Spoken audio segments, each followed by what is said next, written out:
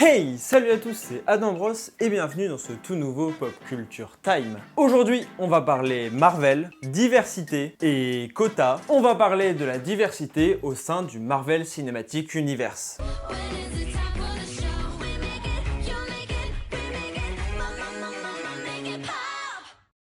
Alors il s'agit de la dernière vidéo d'été. Pour rappel, les vidéos d'été sont des vidéos beaucoup moins approfondies dans l'analyse. Il n'y a pas vraiment d'analyse. Le but, c'est vraiment que je vous donne mon avis sur un débat en vous donnant les deux positions du débat et qu'ensuite dans les commentaires on puisse continuer ce débat. À chaque fois, c'est assez cordial, etc. Par exemple, sur le sexisme dans les Totally Spies, ça s'est super bien passé, c'était vraiment intéressant. Bref, suite aux annonces faites au Comic-Con par le panel Marvel Disney, quelque chose m'a vraiment frappé aux yeux en voyant la liste des prochains films. La diversité est clairement plus présente que jamais, avec tous les films qui ont au moins un personnage principal issu d'une minorité. Et pour être clair, dans les films de super-héros, ce que j'appelle une minorité, c'est tout ce qui n'est pas un homme blanc hétéro. En effet, par exemple, je compte les femmes comme une minorité, alors que en soi c'est 50% de la population, parce que si on regarde en arrière de 30 ans sur les films de super-héros, elles sont clairement minoritaires. Et pour ce qui est de la figure de l'homme blanc hétéro, je me suis simplement basé sur la première équipe d'Avengers, celle qui apparaît donc dans le premier film.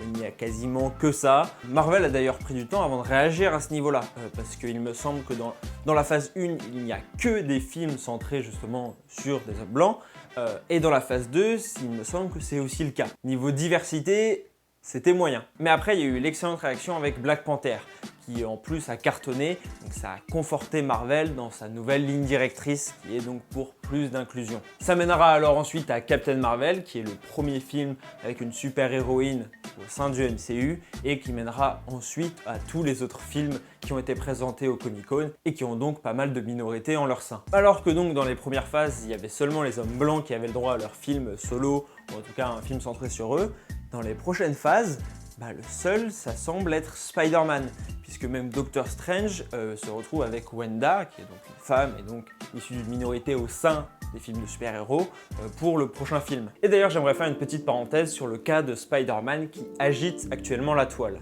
J'espère que vous appréciez mon jeu de mots qui est vraiment très mauvais. Il faut absolument que les vacances se terminent. À l'heure où je vous parle, il a été annoncé que le Spider-Man de Tom Holland ne ferait plus partie du MCU suite aux échecs des négociations entre Sony et Disney. Alors, il faut savoir que c'est à la fois vrai et faux. Les droits d'adaptation au cinéma du personnage appartiennent toujours à Sony, qui a accepté de coproduire les films avec Marvel pour intégrer Spider-Man au sein de l'univers. Ils avaient alors un accord, il me semble que Sony touchait les recettes des films Spider-Man, et en échange Disney touchait les recettes du merchandising et avait le droit de l'utiliser dans les films Avengers, etc. Et pour la production, c'était 50-50, un truc comme ça. Le contrat étant arrivé à terme après le film Far From Home, les deux entreprises n'ont pas réussi à trouver de nouvel accord. Ce qu'a donc fait Disney, c'est faire fuiter l'information, en prenant bien soin de faire passer Sony pour le méchant, qui refuse le nouveau deal qui me semble propose un 70-30, où Marvel ne mettrait donc que 30% de l'argent sur les films, et en faisant donc passer Sony pour le méchant pour mettre la pression populaire sur Sony et les forcer à accepter ce deal qui n'est clairement pas avantageux pour eux. Donc voilà, pour mon verdict, je pense que Spider-Man continuera à faire partie du MCU, ils vont finir par trouver un accord, c'est un enjeu trop important pour les deux entreprises, mais il faudra voir ce que ça donne par la suite. Dites-moi en commentaire si vous pensez que Spider-Man va rester au sein du MCU ou pas. Fin de la parenthèse. Donc, même l'avenir de Spider-Man est incertain. Mais alors, cette arrivée massive de minorités au sein du Marvel Cinematic Universe, est-ce une bonne chose? Vous commencez à avoir l'habitude avec moi, j'ai du mal à voir tout en noir ou tout en blanc. C'est plutôt des nuances de gris. Et petit spoiler, là on est plutôt sur du gris clair quand même. Parce que tout d'abord, il y a clairement des bons côtés. Cela donne à une part non négligeable de la population des figures de référence. Et c'est très important, on l'a vu notamment avec Black Panther. Les gens aiment bien s'identifier à des personnages qui leur ressemblent et ça se tâche plus facilement à eux. Ce qui permet notamment au film d'être souvent plus apprécié et de faire plus d'entrées. Ce qui est bénéfique pour Marvel. Après, personnellement, ça m'a pas empêché de préférer Black Panther au dernier Spider-Man, alors que je suis théoriquement bien plus proche du second que du premier. Ça permet aussi d'aborder des points de vue différents, en assumant les différences de chacun. La vision de l'Occident apportée par le Wakanda est très intéressante, et aurait été complètement impossible avec des personnages comme Captain America partout. Cependant, il peut y avoir plusieurs dérives à cette inclusion et donc certains mauvais points, même s'ils sont plus théoriques que pratiques en fait. Tout d'abord, je ne pense pas qu'il faille définir un personnage par sa minorité. voyez, moi je trouve ça embêtant que Black Panther se soit vu comme le super-héros noir, alors qu'Iron Man n'est pas vu comme le super-héros blanc. Après, c'est pas encore trop le cas pour le MCU, même si par exemple le personnage de Captain Marvel pour moi a un petit peu ce défaut.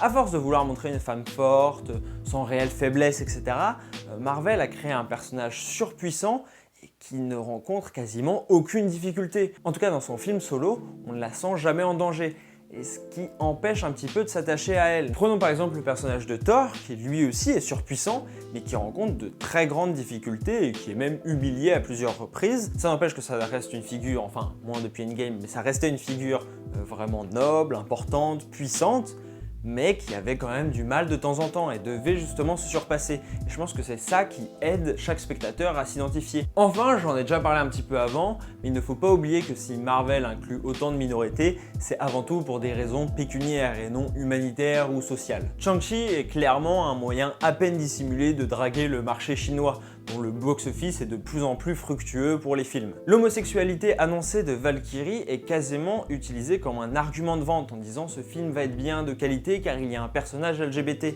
alors que je pense qu'il aurait été plus judicieux de ne rien dire et de simplement faire en sorte que Valkyrie sorte avec une femme pendant le film, sans que ça choque personne dans l'univers d'Asgard, etc. Et ça aurait montré justement que, bah oui, c'est normal. Évidemment, comme je l'ai déjà dit, c'est super important que tout le monde soit représenté. Et clairement, Marvel ne pouvait pas continuer à faire des équipes d'Avengers qui représentaient seulement une partie de la population. C'est important que tout le monde puisse aller voir un film. Mais je pense qu'il faut avant tout penser à la qualité du film. Et j'ai peur, ce n'est pas encore le cas, que cela se substitue. Donc voilà, expliquez-moi vous en commentaire ce que vous en pensez. N'hésitez pas à lâcher un énorme pouce bleu et à vous abonner à ma chaîne YouTube si ce n'est pas déjà fait, si la vidéo vous a plu. Pour être resté jusqu'à la fin, je vous offre la petite anecdote bonus. C'est pas une anecdote, c'est plutôt une question. Actuellement, j'enquête sur l'histoire vraie derrière Stranger Things, ça me prend beaucoup de temps. Et j'aimerais faire déjà ma prochaine enquête, j'ai une idée du sujet, sur le Spider-Man 4 avorté de Sam Raimi. Voilà, il y avait un projet et finalement il n'a pas eu lieu et pourquoi, etc. Avoir des explications. Est-ce que ça vous intéresserait? N'hésitez pas à répondre à la fiche qui s'affiche juste là, au sondage qui s'affiche juste là. Encore une fois, merci d'être resté jusqu'au bout de cette vidéo, ça me fait super plaisir. On se retrouve donc dimanche prochain 15 h. C'était Adam Bros. Ciao!